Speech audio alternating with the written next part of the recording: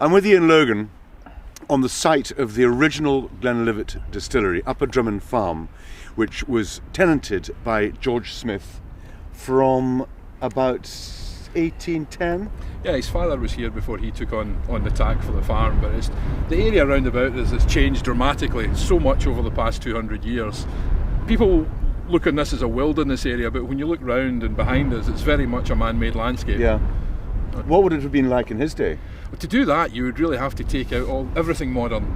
Take out the telegraph poles, the fence posts, the commercial forestry, and that would really be a step back in time to trying to understand it. Where would his barley have come from? There would have been some little fields down below which grew barley. Well, the quantities going back to the 1820s, the 1840s were 50 gallons a week. It was tiny, but the quality of the barley must have been extremely poor.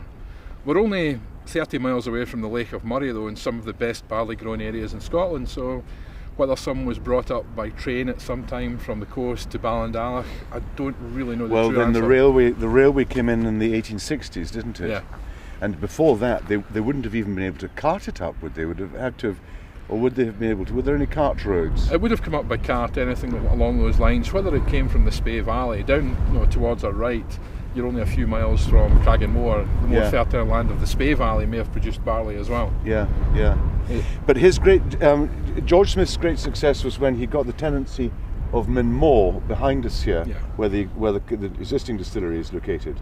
And George Smith was, of course, a tenant of the Duke of Gordon, and the Duke of Gordon was the man who was responsible for having the law changed in 1823, which formed the foundation of the modern whisky industry.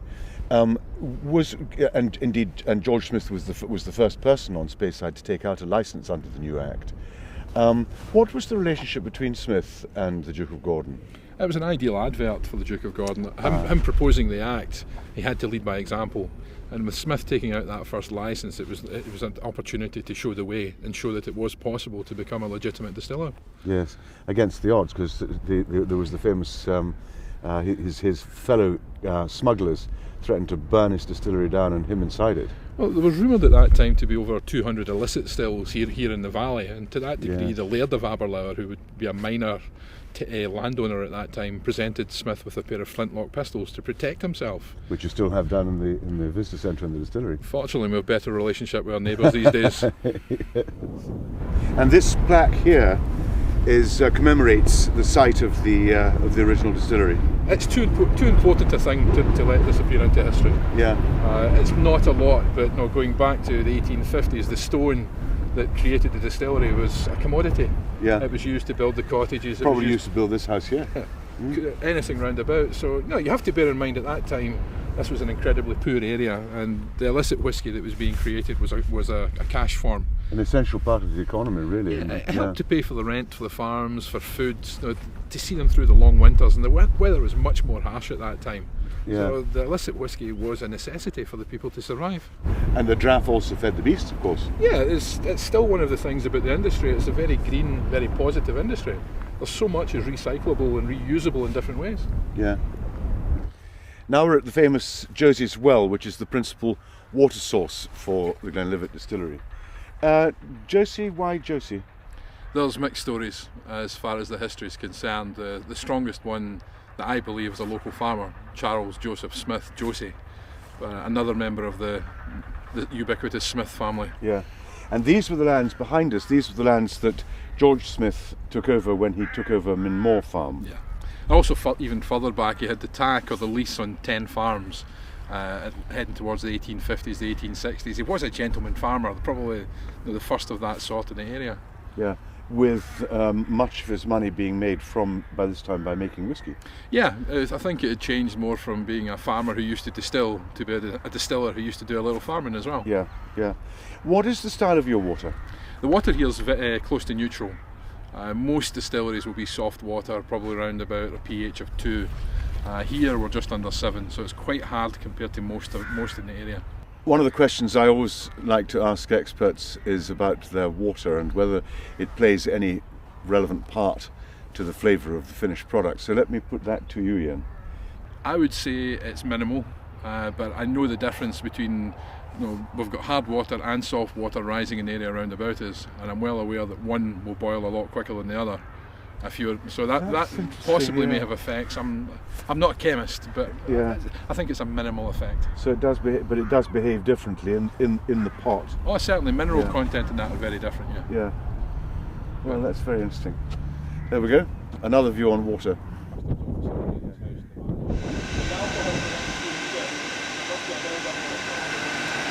This is the still house at Glenlivet Distillery, with 4 pairs of quite large stills, particularly the wash stills.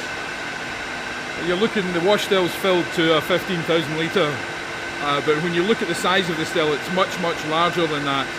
I think effectively, if you measured from top to bottom, these would be some of the tallest stills in Scotland. Obviously, you don't measure them that way, but... Now, I'm interested that you put in a fairly small, relatively small amount of liquid for the size of the still, which would make for greater copper contact and therefore for a lighter style of spirit. Also, ideally, if you can run your stills as slowly as effectively possible. And obviously, the taller still means it's only the lightest aromas that will reach the top of the swan neck to condense, giving you again that lovely light character of Glenlivet. And you're putting them through a condenser, not a worm tub. And I noticed that you've also got after coolers there. What's the reason for the after coolers? There's different reasons there. It's helping to work with the condensers, but it's also working to a degree on heat recovery as well.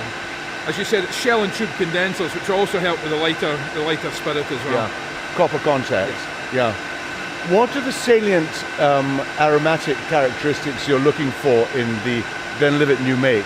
Glenlivet new make for me is always strawberry, raspberry, sweet fruit, and that really does come through. Now, for these Space ID sort of characteristics, how long do you run your 4 shots for? 4 shots will take 20-25 minutes to go through. As long as that, really? Again, you're running as slowly as you can, and that's cutting down on the volume you're going to put through. It's not necessarily the time. And then how long will you run your spirit for? It'll be around about 2 hours, and then about 2.5 hours for your tails, and then your remnants are left from there. Yep. And so what proportion of the charge to the spirit still will actually be saved as spirit? Touch around about 20%. 2,000 litres of the charge will be your heart.